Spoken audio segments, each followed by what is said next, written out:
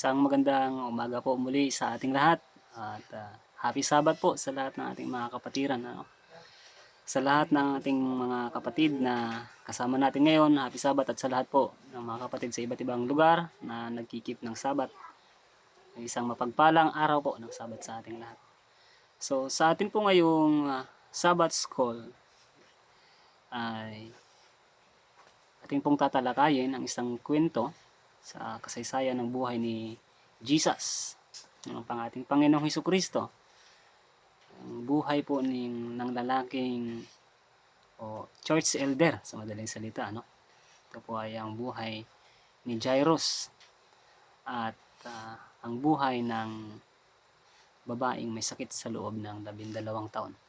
So ito po ay ating tatalakayin at bilang pinaka ating talakayan ay atin pong tutunghayan ang buhay ng dalawang sitwasyon ito. So, siyempre po sa ating talakayan ngayon na sa ating pong pag-aaral na pinamagatang The Mighty Restorer po. No? So, siyempre po sa kakibat din po ng ating talakayan, ang ating pong mga references ay makikita sa aklat ng Marcos 5:22 hanggang 43, no? Mark chapter 5:22 to 43. No? So, yun po yung ating pinakabasihan. At sa Desire of Ages po ay mababasa natin din ang kabuuang kwento po ng sitwasyon po ng kasaysayan ni Jairus bilang pinaka-rabbi or church elder po sa time ni Jesus at ng babaeng may sakit po sa loob ng 12 taon. So, sa atin pong susing talata ay makikita po sa Marcos 5 talata 36. Pinaka susing talata po natin. So, basahin po natin siya. Sabi niya, "As soon Jesus heard the word that was spoken, he saith unto the ruler of the synagogue, Be not afraid, only believe." No? So, siyempre po, bago po natin talakayin ang buhay ng dalawang ito, meron tayong mga ilang tanong na papaano ba na ang dalawang ito ay nagtiwala sila sa ating manunubos, sa ating tagapagligtas. Papaano na sila ay nagkaroon ng pagtitiwala. Okay? So, paano na na-cultivate yung kanilang pananampalataya. At paano rin ng Panginoon ang kanilang matatakbuhan sa sitwasyong kanilang naranasan. Ano?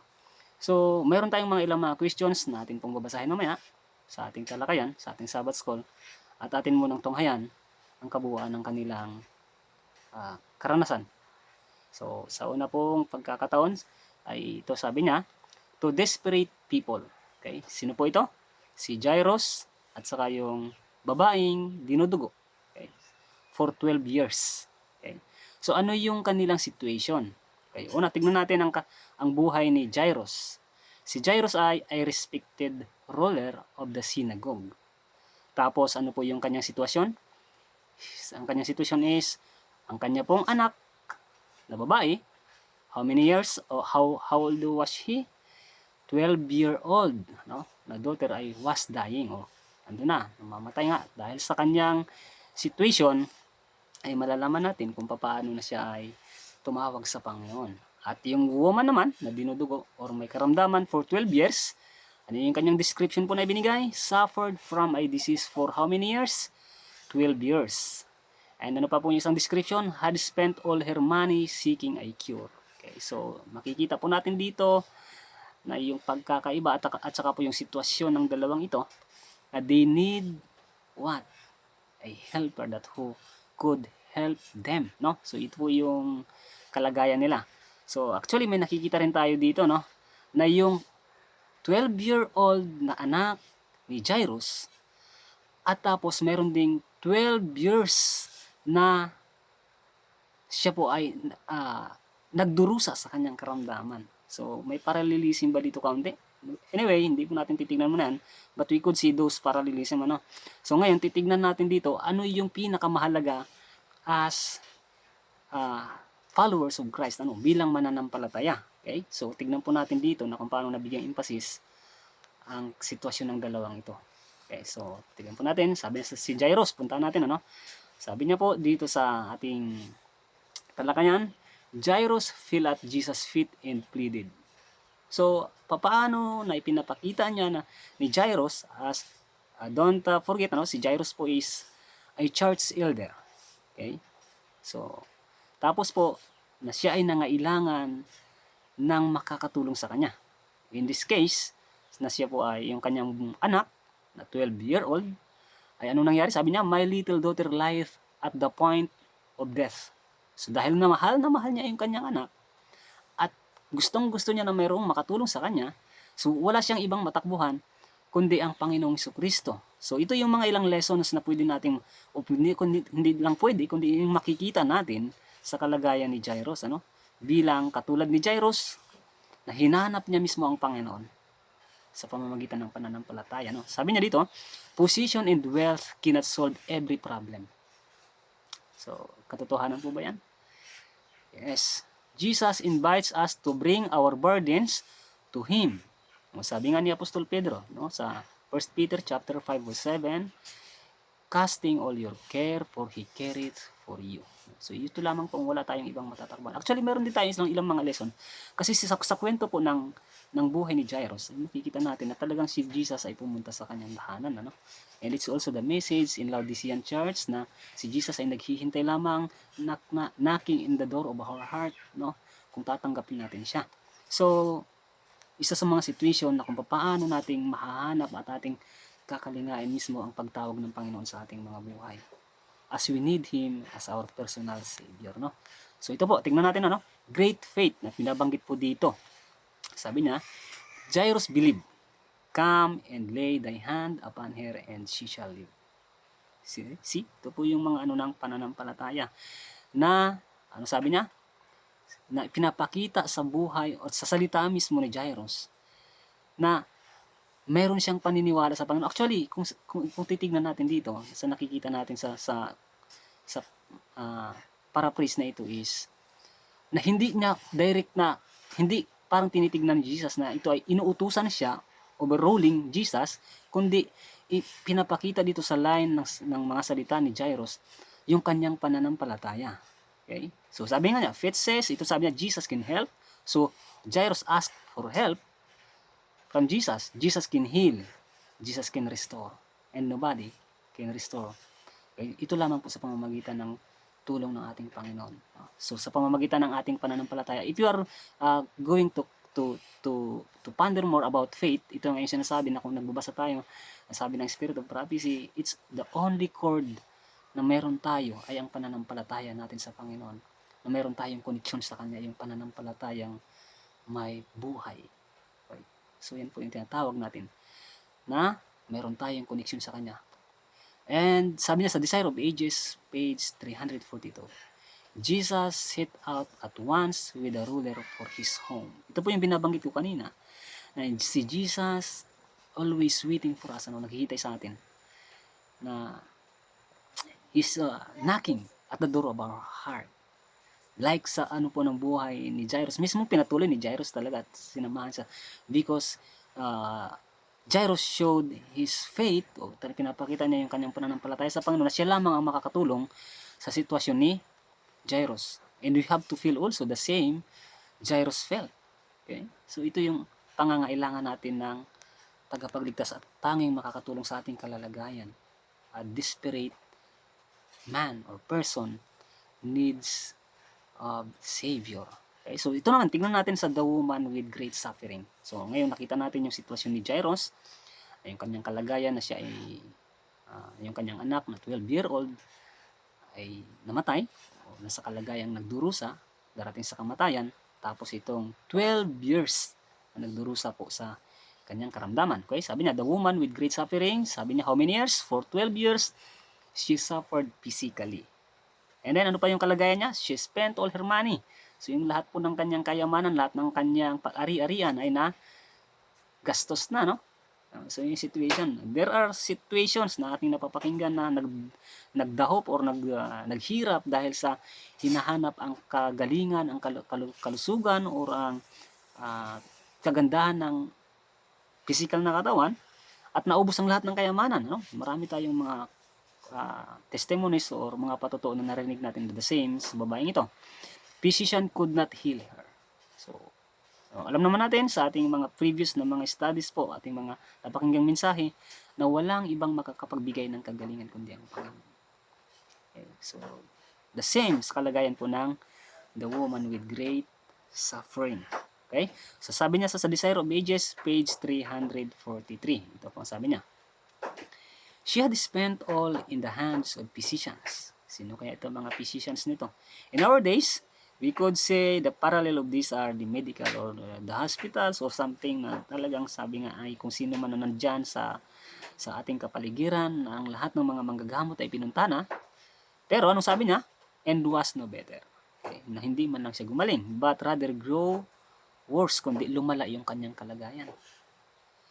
So in our case, kahit tayo ay pumunta sa kung saan-saan mang mga pagamutan or saan mang mga life center, kundi po ang Panginoon ang magbibigay sa atin ng kagalingan. Kung hindi tayo manghawak at mangapit sa Kanya, ito yung nakikita nating aral, ay walang kagalingan tayong matatamo.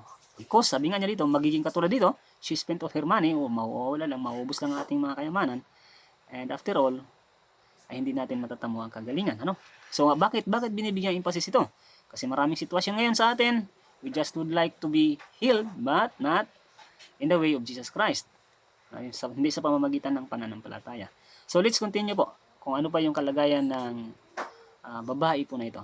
The touch of faith. Okay? So, ito yung titignan natin dito kung ano yung kalagayan niya. The woman said, so sabi niya, if I may touch but his clothes, I shall be whole.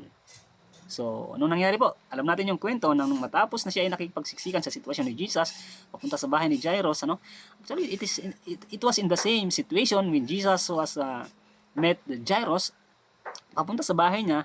Yun din yung time na nung sila ay papunta dun sa bahay niya, ay ito yung time na hinawakan ng babaeng ito po ang laylayan ng kanyang damit. And ano kaya yung ibig sabihin nito nung naisip parating sa atin? Okay? So sabi niya dito sa kanyang line, sa kanyang salita, like Jairus, nasabi niya nga dun sa salita ni Jairus na punong-puno ng pananampalataya, kung mahawakan ko lamang ang kanyang damit, ako ay gagaling. Okay? So the same line na nagpapakita po ng pananampalataya. Okay? She touched Jesus and immediately what happened? She was healed. So ito po yung situation ng action or gawa na mayroong pananampalataya. Okay, so defining that the faith with work. Yung pananampalataya pong may buhay, depending only on Jesus. Okay, so masana makita natin dito na kung ano ang nais ipakarating, the touch of faith can do great things. Ang hawak ng pananampalataya, kung babasahin nga natin ng Ephesians chapter 6, so yung pananampalataya na pinaka-rope po natin, pinaka-cord natin to hold Jesus, right? Ito yung hihila sa atin po sa lahat ng situation na ng ating pananampalataya, ng ating buhay pananampalataya upang tayo po ay madala sa paanan ng Panginoon. Okay. So katulad po nito na nahawakan niya ang damit ng Panginoon o hinawakan niya ang kabutihan ng Panginoon. So sabi niya sa Desire of Ages, ito na nga sabi niya, in that one touch, sabi niya, was concentrated the faith of her life. Sana ganun din po sa atin. Itong gustong ipakita na sa pamamagitan ng isang hawak ng pananampalataya natin sa Panginoon, ito yung magiging buhay muli ng ating buhay spiritual. So sabi niya nga, ito yung buhay or hawak ng pananampalataya. So faith, just like when we are going to talk about faith na maniwala lang kung ano ang buhay ng Panginoon, but without surrendering and without believing that Jesus can do all things for us, just believing that Jesus has died or died on the cross, na parang pinapakita lang natin at naniwala tayo yes, namatay si Jesus, but we are not really believing on His merit. So it doesn't show na mayroon tayong pananampalataya. Okay? So tuloy po natin. Sabi niya dito sa next na kalagayan. Tignan natin yung pagkakaiba po ng dalawa. The difference between the two touches. Ano yung pagkakaiba po nito? Dalawang paghawak sa pananampalataya. Now, makita natin, sabi niya dito sa situation, kasi alam natin yung kwento ni Jesus when Jesus was walking, going to the house of Jairus, ay merong dalawang klase na touch na pinapakita. Ano yung dalawang touch na yun? Okay? Yung touch ng crowd, ng mga sumusunod or sumisiksik kay Jesus, tapos yung touch ng babaeng may karamdaman po. Okay? We discussed in our previous slides na yung touch po ng babaeng may karamdaman shows ng tunay na pananampalataya. Okay? So, mayroon ding mga marami ding nag-touch sa kanya. But, kahit kasama na si Jesus, kasabay nila si Jesus, na-touch nila si Jesus, but those touches were not showing faith. Right? So, ito po yung niya, gustong i-define. So, the crowd touch, sabi niya, pressed around Jesus. Curious and distracted. So, ito pinapakita, yung crowd na nakahawakan nila si Jesus, na sisiksik nila si Jesus, yung damit ay, siyempre alam natin yung situation, siksikan, hindi nagpapakita ng pananampalataya. They were just, what? Sabi niya dito, curious sa situation. Ano yung gagawin kay ni Jesus? Kasi pupunta si Jesus sa bahay ni Jairus, at ano yung gagawin niya sa anak ni Jairus na mayroong sakit, na mamamatay na. Okay? So ito yung situation ng mga crowds na yun. They were just curious. And sabi sa woman naman, ano yung touch na meron siya? Reached out in faith. So ito po yung pagkakaiba. Okay? Sometimes you are just curious ano yung buhay na mayroong na sumusunod kay Kristo. We are just curious sometimes. But the true faith sometimes doesn't cannot be seen in our walk with Jesus. So ito yung kailangan na makita natin na habang lumalakad tayo sa Panginoon, pinapakita natin na we need Jesus, then Jesus can do all things for us. No? So, na makita natin yung pangangailangan natin ni Kristo.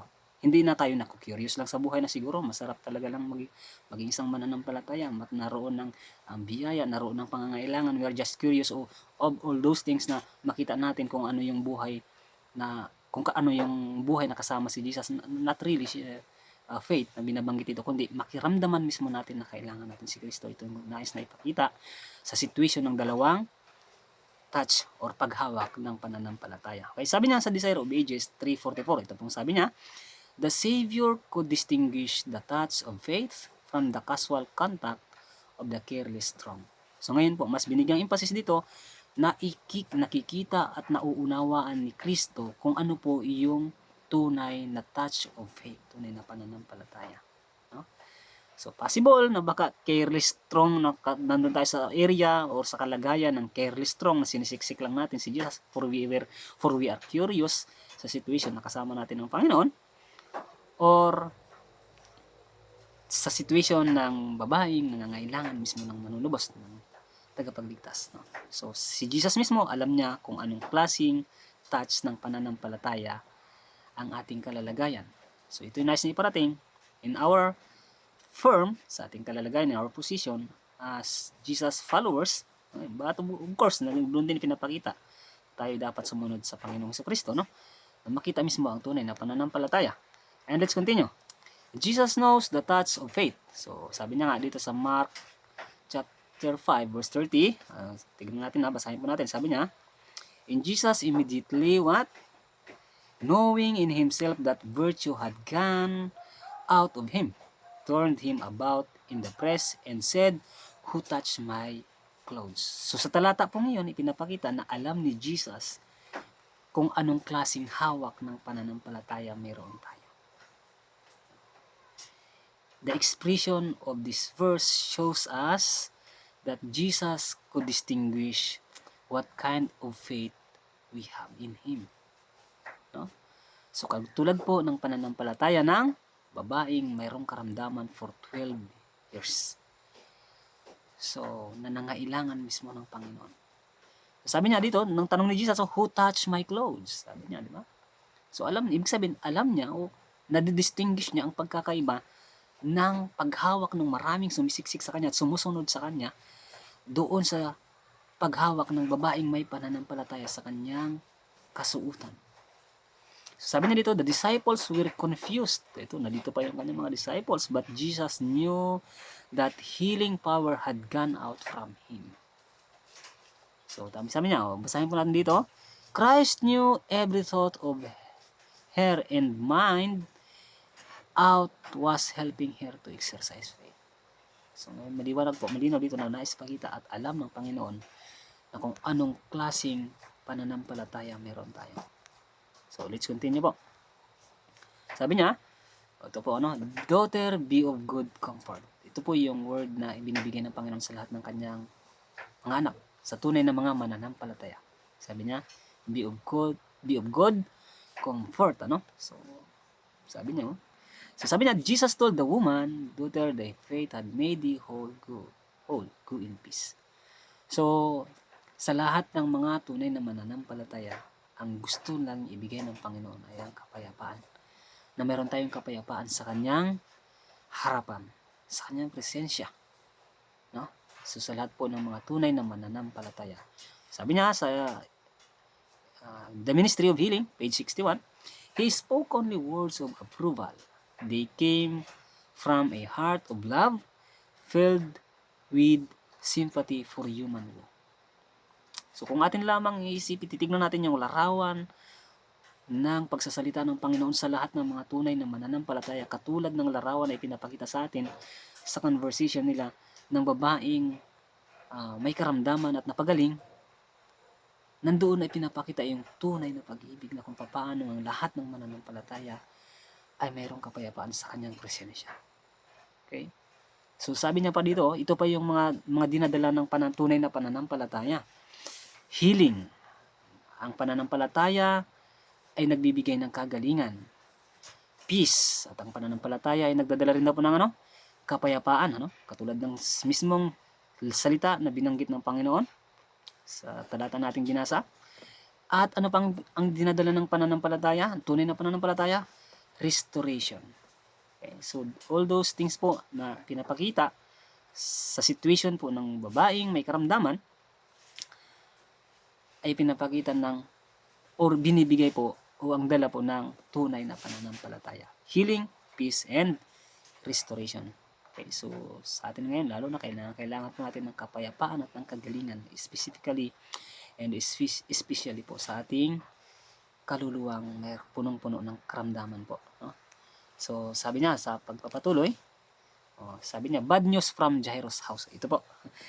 Kasi nakikita natin minsan, hindi na nakikita, kundi a lot of situations na as we are holding the cord of faith, no, ay marami tayong mga naririnig na mga bad news or mga disappointments, na to na disappointments, kundi po yung mga discouraging words. Okay? So marami tayong nakikita or naririnig sa ating mga paligid. Mismo hindi lang paligid, kundi humaharap talaga sa atin.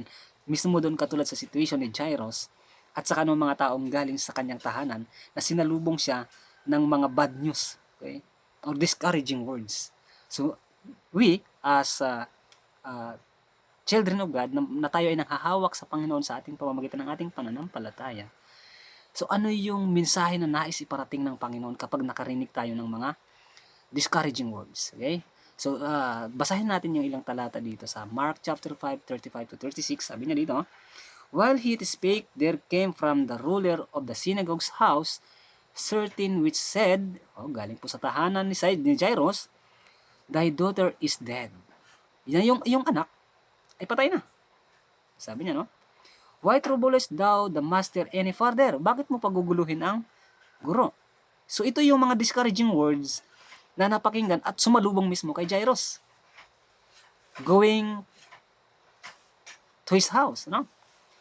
So verse 36, ano pong reply ni Jesus? Ano yung encouraging words naman ni Jesus kay Jairus? Sabi niya, as soon as Jesus heard the word that was spoken, nung marinig po daw ni Kristo yung mga salita na mga discouraging words na sinabi kay Jairus, anong sabi niya?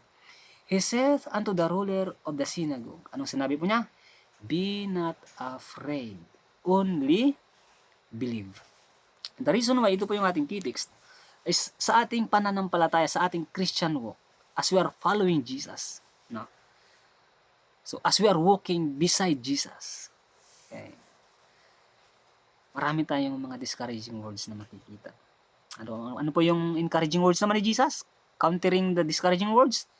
Be not afraid. Only believe. Okay? Manampalataya tayo. So ito po yung isa na wag nating kalilimutan anumang situations po or anumang situation ng ating kaharapin, ano?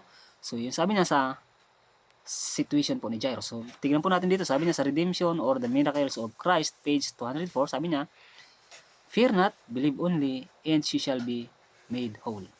So sa ating kalagayan, siya nang pupuno po sa ating mga pagkukulang.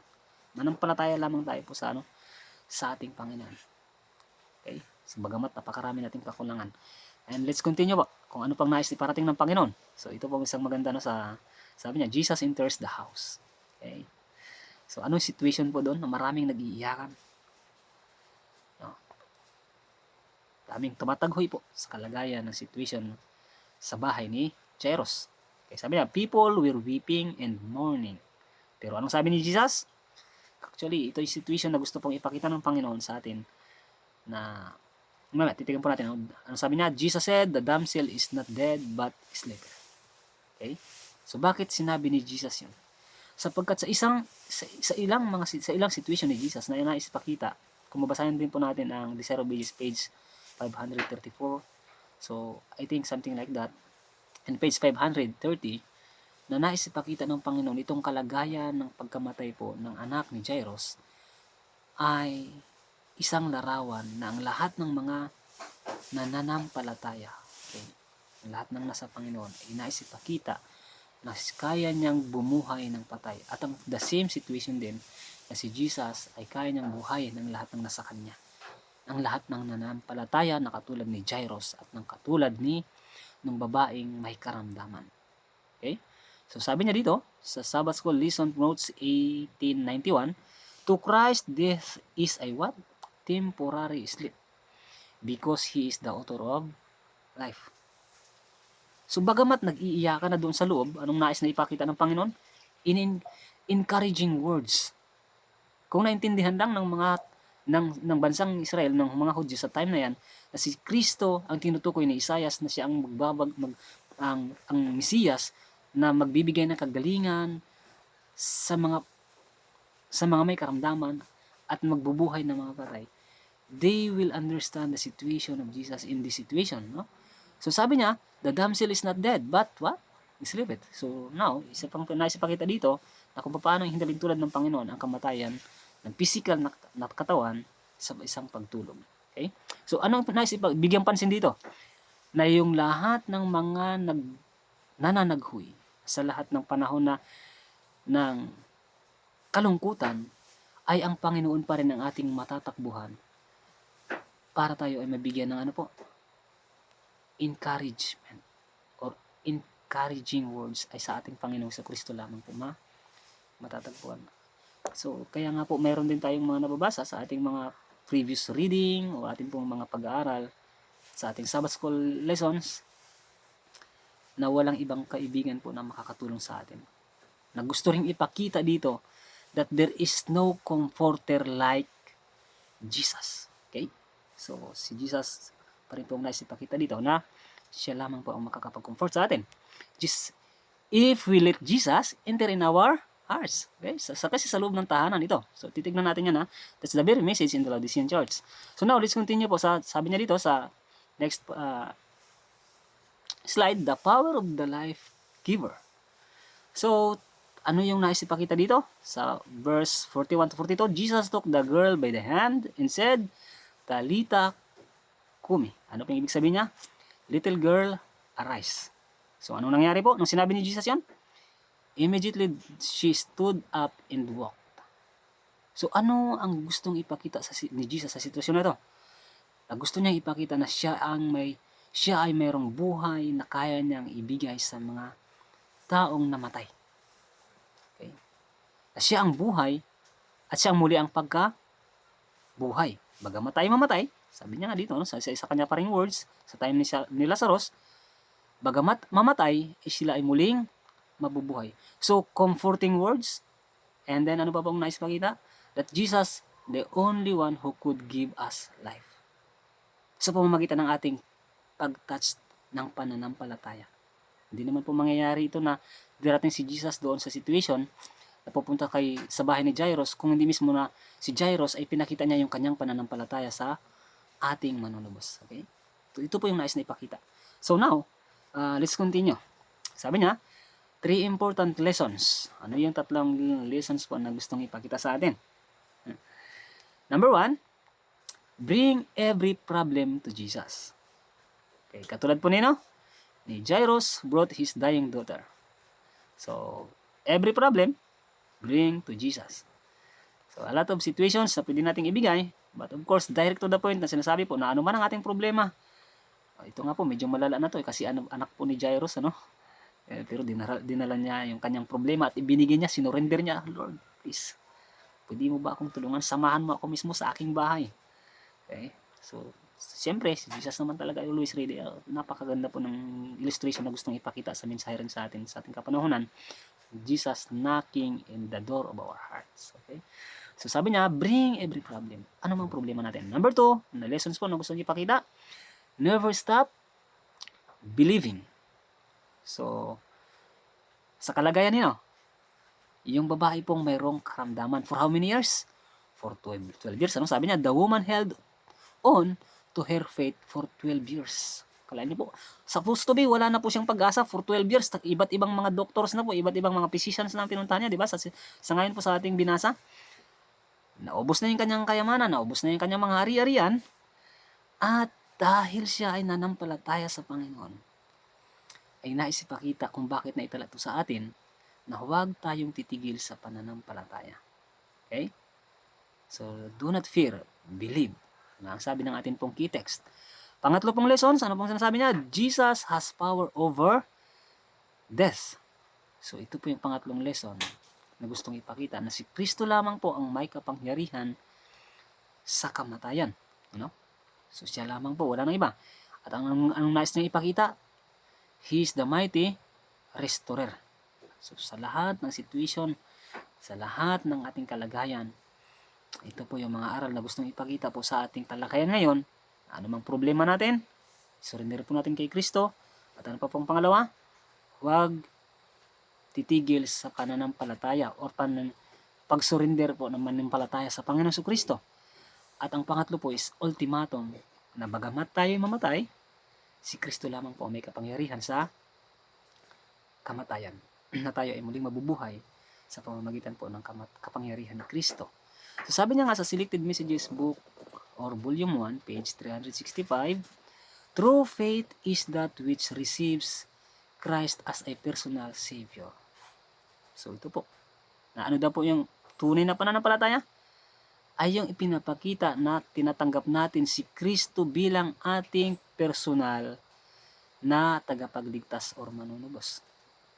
Katulad sa kalagayan ni Jairus, tinanggap niya wala nang ibang makakatulong sa kanya kundi ang Panginoong Kristo. Katulad ng kalagayan po sa babaeng may karamdaman for 12 years, tinatanggap niya ng buong buo sa kanyang sarili na wala nang ibang makakatulong sa kanya kundi ang Panginoong Kristo. The personal Savior ni Jairus at saka ng babaeng dinudugo for 12 years. Okay? So, ito po ang definition na ibinibigay sa atin ng ano daw po ang kahulugan ng pananampalataya, tunay na pananampalataya, natanggapin natin si Kristo bilang ating Panginoong manunubos. No? So, yan po ang kanyang nais parating.